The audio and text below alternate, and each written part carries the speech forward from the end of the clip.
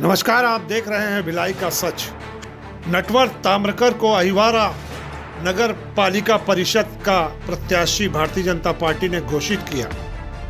अहिवारा नगर और कार्यकर्ताओं में खुशी का माहौल नजर आ रहा है। लगातार लोग उन्हें बधाई देने पहुंच रहे हैं उनके निवास पर। आइए नटवर ताम्रकर से जानते हैं कि आगे की रणनीति उनकी क्या होगी। छत्तीसगढ़ में चुनाव का माहौल गरमाया हुआ है। इसी कड़ी में हम अहिवारा पहुंचे हैं। 9 नियुक्त प्रत्याशी हैं अहिवारा के। भारतीय जनता पार्टी ने घोषणा की है नटवर लाल ताम्रकर की। आज हमारे साथ है नटवर जी। सबसे पहले आपको बहुत बहुत बधाई। धन्यवाद।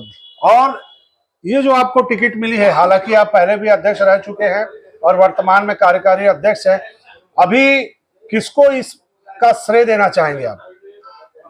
हमारे पार्टी के शीर्ष नेतृत्व को, पार्टी के कार्यकर्ताओं को, हमारे क्षेत्रीय विधायक को, हमारे सांसद जी को, आदरणीय सरोज पांडे जी को, और हमारे जितने भी प्रमुख वरिष्ठ जन हैं, रविशंकर सिंह जी, सतीश साहू जी, राम जी निर्मलकर जी, लीमन साहू जी, ऐसे तमाम हमारे वरिष्ठ नेताओं को मैं धन्यवाद देता हूं कि उन्होंने दोबारा मुझे इस अध्यक्ष पद के लिए उन्होंने चुना है।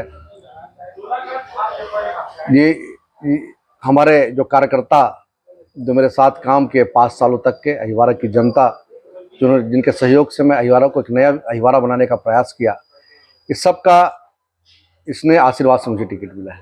जैसा कि आपका नाम भिलाई शहर जिला अध्यक्ष के लिए चल रहा था जी, उस समय जब आपका नाम कटा था तो आपको कैसा महसूस हुआ था?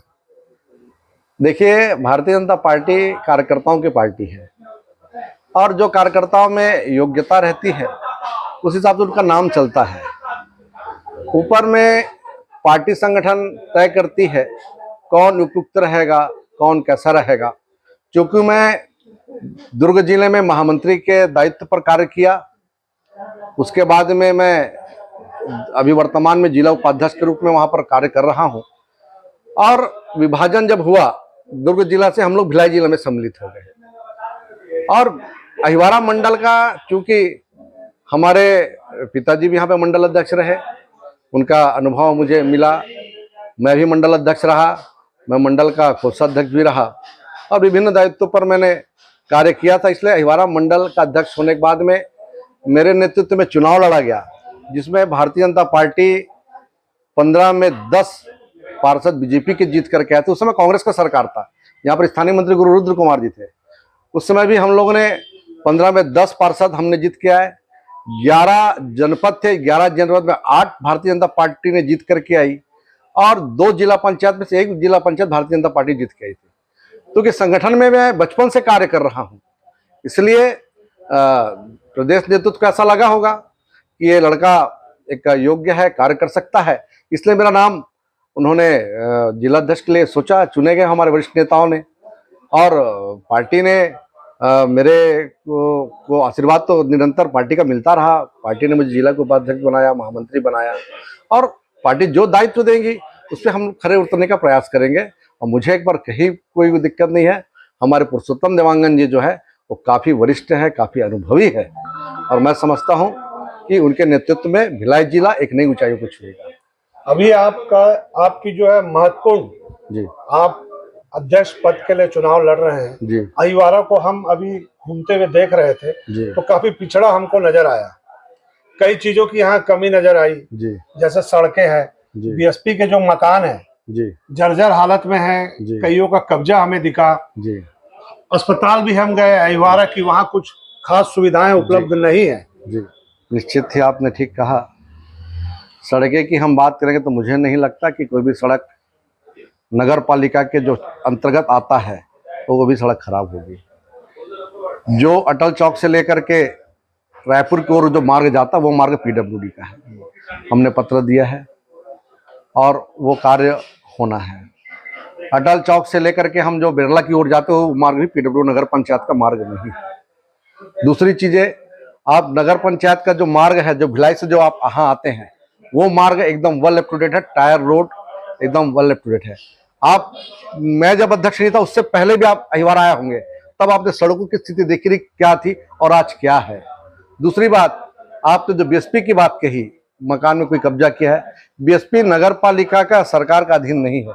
बीएसपी एक स्वयं स्वतंत्र संस्था है। वहां पर हम लोगों का कोई हस्तक्षेप नहीं चलता।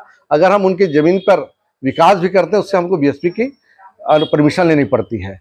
और चूंकि मेरे कार्यकाल में मैं समझता हूं कि मैंने बीएसपी क्षेत्र में 4 से 5 करोड़ रुपए का विकास कार्य किया है। वहां पे पेयजल की सुविधा मैंने लोगों को उपलब्ध कराई, वहां पर ड्रेनेज की सुविधा मैंने लोगों को उपलब्ध कराई, वहां की सड़कों मैंने बनाई, वहां पे फुटपाथ पथवे मैंने बनवाए। और अभी आप देख होंगे कि हमने 20 लाख रुपए के एक डोम निर्माण किया, जहाँ दुर्गा मानवता दुर्गा समिति वहां पर दुर्गा रखती है, एक डोम का हमने, मेरा वो बीएसपी का क्षेत्र रहा। क्योंकि बीएसपी के हमारे 2 वार्ड आते हैं, 9 नंबर और 10 नंबर, लेकिन वो हमारे मतदाता तो है, हमारे नगर में निवास तो करते हैं, उनकी भी तो सुविधा की जवाबदारी हमारी नगर पालिका की रहेगी। दूसरी बात, आपने कहा कि हॉस्पिटल, मैं जब पहले 2019 में निर्वाचित हुआ नगर पालिका के अध्यक्ष के रूप में, तो सबसे पहले मैं शपथ लेने के पहले मैं नगर हॉस्पिटल गया। वहां की स्थिति मैंने देखी। वहां का जो सीवरेज था, ऊपर से पानी जो चिपकता था, नीचे की फ्लोरिंगें पूरी खराब थी, वहां पर कुछ सुविधा नहीं थी। यहाँ तक कि जो महिला डिलीवरी होकर के आती है, डिलीवरी होने की जो महिला हॉस्पिटल जाती है, उनको गर्म पानी की भी सुविधा नहीं थी। बाहर में जो कैंटीन लगा था उससे स्टोव से गर्म पानी करा कर लाते थे। तुरंत मैंने निर्देशित किया, वहाँ पे गीजर लगाई, वहाँ पे बेडशीट वहाँ पर प्रोवाइड किया, वहाँ पे मैट्रेस प्रोवाइड कराया। और आज आप देखिए, मैं 50 लाख रुपए तो नगर पालिका की तरफ से और करीब करीब 50 लाख रुपए का और राशि मेडिकल के तरफ से, इस प्रकार से वहाँ पर हमने इंफ्रास्ट्रक्चर का डेवलपमेंट किया। मैं अहिवारा नगर पालिका के नागरिकों को धन्यवाद देना चाहूंगा कि कोरोना के समय सब जगह कोविड सेंटर खुल रहा था, लेकिन अहिवारा को कोविड सेंटर का लाभ नहीं मिला था। लेकिन हम लोगों ने, यहाँ के व्यापारी संघ ने, यहाँ के महिला जो संघ है, उन्होंने पैसा डोनेट किया, जिसे मैंने भी अपना सहयोग लगाया, हमारे पार्षद साथी सहयोग लगा करके हमने यहाँ पर प्राइवेट जो पैसा हमने शासन को दे करके, और यहाँ पर हमने कोविड सेंटर की स्थापना करी थी। मेरा तो 2 साल कोविड में निकल गया। उसके बाद में जो बचा हुआ 3 साल का कार्यकाल रहा मेरा, जिसमें हॉस्पिटल का हमने उन्नयन कराया है। आज हॉस्पिटल में सिजेरियन से डिलीवरी हो रहा है यहाँ पर, उसके लिए दूर भिलाई जाने की आवश्यकता नहीं है।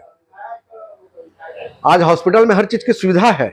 यहाँ पर जो सोनोग्राफी की यहाँ पर है, यहाँ पर आपका लैब है, सब चीज की सुविधा है। डॉक्टर्स लोगों को ईमानदारी के साथ अपने काम करेंगे तो कहीं पर कोई जनता को कोई परेशानी होने की आवश्यकता नहीं है। अब आप नया क्या देंगे जनता को? देखिए, मेरे कार्यकाल में मैंने सड़कों का निर्माण किया, नालियों का निर्माण किया। एक 50 साल पुरानी मांग थी कि अहिवारा नगर का गंदा पानी शीतला मंदिर तालाब में जाता था। मैंने एक नाला निर्माण करके उस पानी को डाइवर्ट करके हिन्ना नाली की ओर मैंने भेज दिया है। 6, 7, 8, 3 ऐसे वार्ड थे जो बरसात के पानी में डूब जाते थे। उसे 65 लाख रुपए की नाली से मैंने उसको भी निर्माण किया। आज लोग वहां पर पानी में डूबने की वजह से उनको परेशानी नहीं होती है।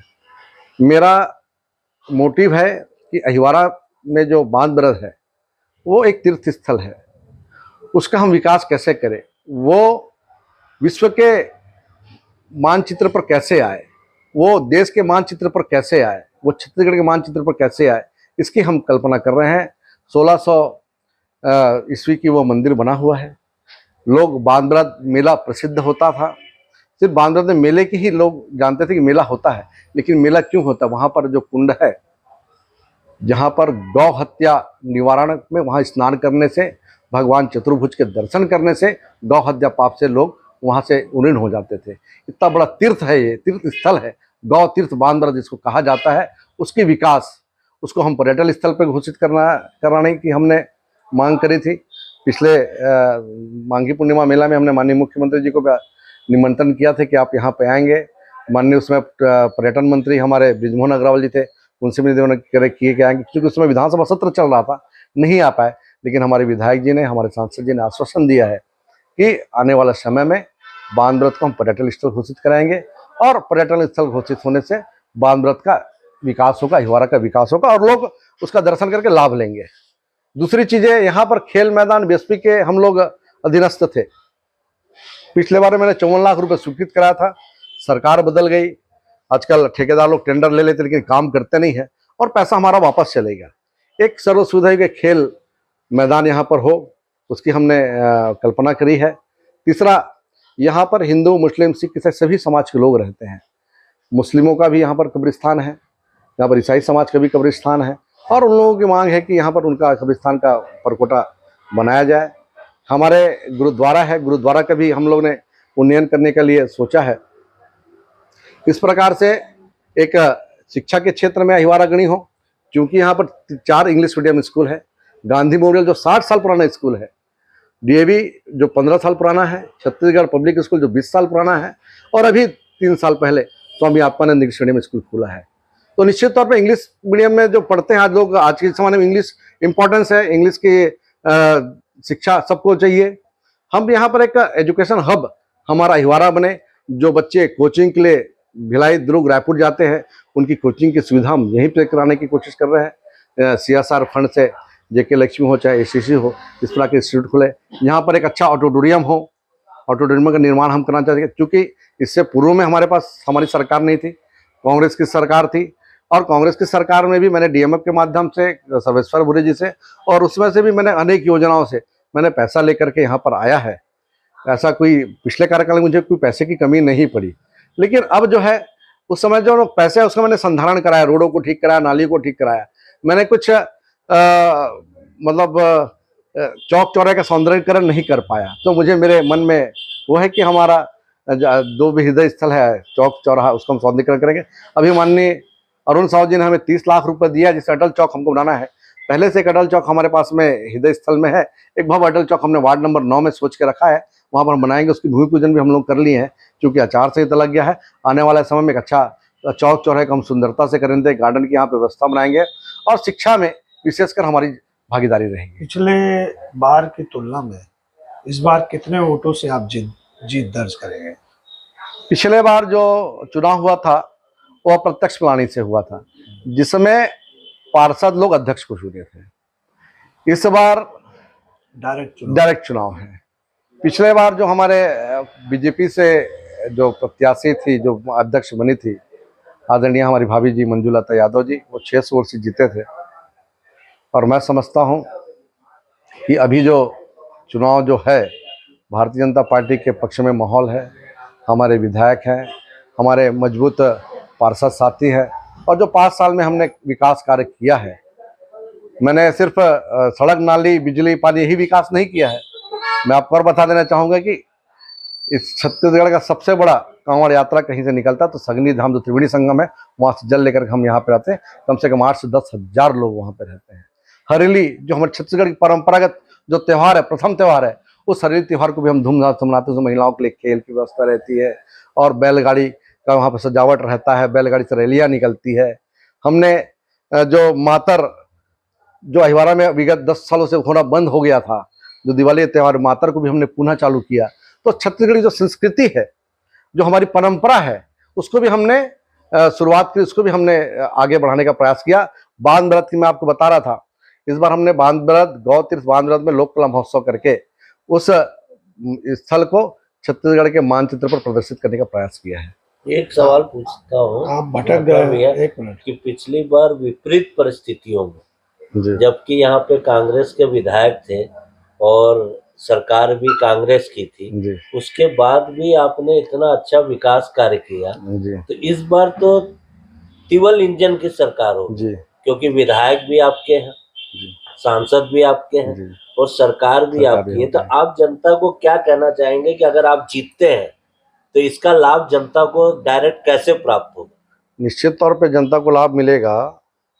देखिए, विकास के लिए हमारे पास में हमने पूरी प्लानिंग कर चुकी है। जो चीज़ की जो कमी है, मैंने आपको कहा, खेल मैदान की कमी, ऑडिटोरियम की कमी है। शिक्षा को हम एक यहाँ पर कोचिंग सेंटर की स्थापना करने की बात कर रहे हैं। जो हमारा कॉलेज बना है उसका बाउंड्री वॉल की हम बात किए हैं। और इस प्रकार से जो कमियां हैं वो मेरे संज्ञान में है। जो कमियां हैं उसको हम पूर्ण करेंगे आने वाले समय में। और अभी हमारे पास में इतनी राशि है, अभी हम बांध ब्रत में हमारा 75 लाख रुपए का पानी टंकी निर्माण हो रहा है। 75 लाख रुपए की राशि से यहाँ पर 4 नंबर वार्ड में पानी टंकी निर्माण हो रहा है। तो पेयजल में भी हम लोग अच्छा कार्य कर रहे हैं। 2-3 जगह पे डोम का स्थापना हो रहा है। जहाँ पर सीसी रोड नहीं बन पाई है, वो सीसी रोड का हम ये कर रहे हैं, टायर रोड की हमने कल्पना करी है। बहुत से काम अभी हमारे पास में 2-3-4 करोड़ रुपए का काम हमारा अभी चल रहा है यहाँ पर नगर में। ऐसा नहीं है कि काम बंद हो गया है। और उसके बाद में भी अहिवारा को आप आने वाले 5 साल में देखेंगे, क्योंकि सब जगह हम केंद्र में भी, राज्य में भी, और हमारी विधायक, हमारे सांसद हैं, और एक नया अहिवारा आपको इन 5 सालों में दिखेगा। कांग्रेस को अपना प्रतिद्वंदी मानेंगे कि नहीं मानेंगे इस बार आप? नहीं, कांग्रेस यहाँ पर प्रतिद्वंदी के तौर पे है नहीं, क्योंकि शुरू से यहाँ पर जब प्रथम बार में रविशंकर सिंह कांग्रेस के एक बार अध्यक्ष बने, उसके बाद से सीमा बघेल जी बनी 1999 में, नरेंद्र यादव जी बने 2004 में, फिर से एक निर्दलीय शोभा नाटक के रूप में यहाँ पर आई, उसके बाद में पुनः मंजूलता जी आई, उसके बाद मैं आया। अहिवारा का तासीर बीजेपी है, चाहे लोकसभा चुनाव हो, चाहे विधानसभा चुनाव हो, चाहे नगर पालिका चुनाव हो। मैं आपको बताना चाहूँगा कि पिछले बार जब अप्रत्यक्ष प्रणाली से पार्षदों के द्वारा जब चुनाव हुआ था, उसमें भी भारतीय जनता पार्टी इस नगर से 28 वोट से लीड करी थी। 4.5 वोट से अशोक बापना जी जीते थे, 280 वोट से 1 नंबर वार्ड 280 वोट से अनुज साहू जी जीते थे, 150 वोट से अरुण मंजारी जीते थे 3 नंबर वार्ड से, 250 वोट से 4 नंबर वार्ड जीते थे भगवान सिंह नेताम, 250 वोट से आपका 5 नंबर से शिवनारायण अग्रवाल जीते थे, 136 वोट से मैं जीता था। इस प्रकार से जो जीते हैं वो क्रम 100, 150, 250 था। जहां हमने 4 वार्ड हारे, जहां वो हारे, एक 27 वोट से, एक 18 वोट से और एक 50 वोट से, यही हमने हारा है। तो अहिवारा के मानसिकता में, अहिवारा की मेंटेलिटी में बीजेपी ही है। आपने उस सवाल का जवाब अभी तक नहीं दिया। मैंने आपसे पूछा था कि आप कितने वोटों से जीत दर्ज करेंगे। हाँ, ये अच्छा सवाल है आपका। मैं ये आकलन करता हूं कि जिस प्रकार से 16,000 के आसपास मतदाता है, 12,000 के आसपास वोट यहाँ पर पड़ेगा, उस हिसाब से 3 से 3,500 वोट से भारतीय जनता पार्टी यहाँ से विजय करेगी। आपको अग्रिम शुभकामनाएं जीत की। धन्यवाद जिज्ञासी जी। आप जैसे वरिष्ठ नेता आए हैं, मुझसे बाइट लिए हैं, मेरे भाव को आपने जाना, उसके लिए मैं आपका बहुत बहुत धन्यवाद, आभार करता हूँ। जिंदाबाद।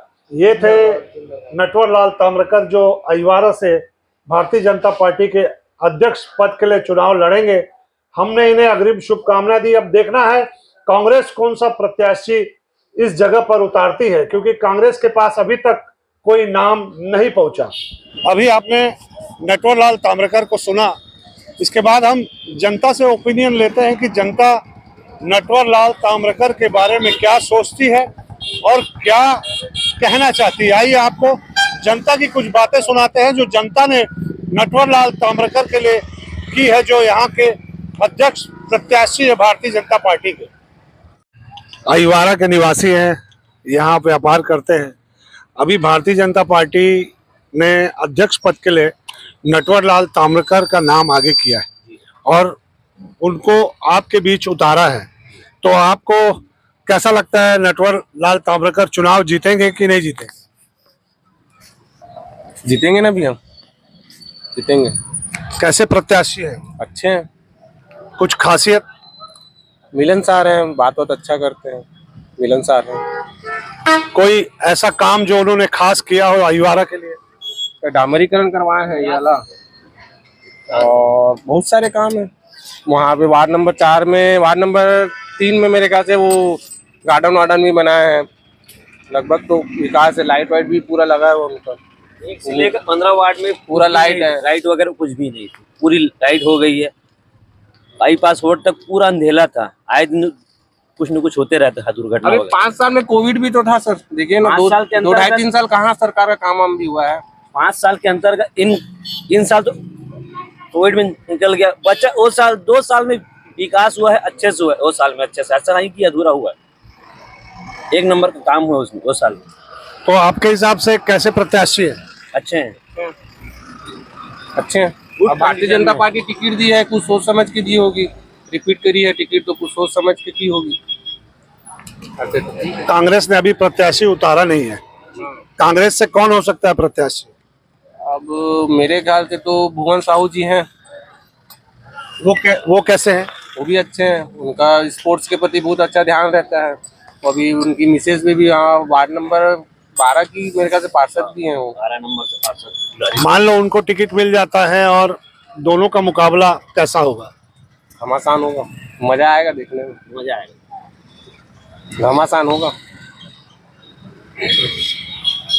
भैया, अध्यक्ष पद के लिए अभी नटवर लाल ताम्रकर का नाम तय किया भारतीय जनता पार्टी ने, जो अभी यहाँ से चुनाव लड़ेंगे। तो आप कैसा प्रत्याशी मानते हो? नटवर भाई तो बहुत अच्छे प्रत्याशी हैं, अच्छे प्रत्याशी है। और क्या अच्छा बोलने से क्या ऐसा उन्होंने किया जो आप उन्हें अच्छा बोल रहे हैं? नहीं, कोई माइनस भी नहीं है ना। अच्छा और बुरा तो अगर वाले डिसाइड करोगे, कोई अच्छे, चलो जो नगर पालिका के थ्रू जो काम होते हैं वो तो सब काम तो किए ही हैं, लेकिन कोई ऐसा कोई गलत काम भी नहीं किया ना। ऐसा कोई गलत काम किया होता तो चलो उसके उनके प्रति कोई विरोधाभास होता है, ऐसी कोई स्थिति है ना। पार्षद प्रत्याशी बहुत अच्छे हैं और आगे के लिए भी अच्छे हैं। कांग्रेस से कोई अच्छा प्रत्याशी आ जाएगा, मान लो मोहन भैया का नाम चल रहा है, तो अगर वो उनके साथ चुनाव लड़ते हैं उनके विरोध में, तो वो और इनका मुकाबला कैसा होगा? ना, अभी तक तो ऐसा कोई कांग्रेस की तरफ से आया नहीं है। जब आएगा तो उसके बाद कुछ कंपैरिजन किया जा सकता है, लेकिन अभी तो ऐसी कोई स्थिति नहीं है। ये मतलब टॉप पे है। आपकी नजर में जीतने वाले प्रत्याशी? हाँ, बिल्कुल जीतने वाले 100%। अपना परिचय दे दीजिए। कैलाश सोनी, हंस मेडिकल स्टोर्स। अभी आपने नटवर लाल ताम्रकर को सुना, जो बीजेपी के अहिवारा अध्यक्ष पद के प्रत्याशी हैं। जनता का ओपिनियन भी हमने आपको सुनाया कि जनता उनके बारे में क्या सोचती है। इस बारे में और कोई अपडेट आएगा तो वो भी हम आपको जरूर दिखाएंगे। आप हमारा चैनल अगर लगातार देखते हैं, पसंद करते हैं, तो लाइक, शेयर, सब्सक्राइब करना ना भूलें। नमस्कार।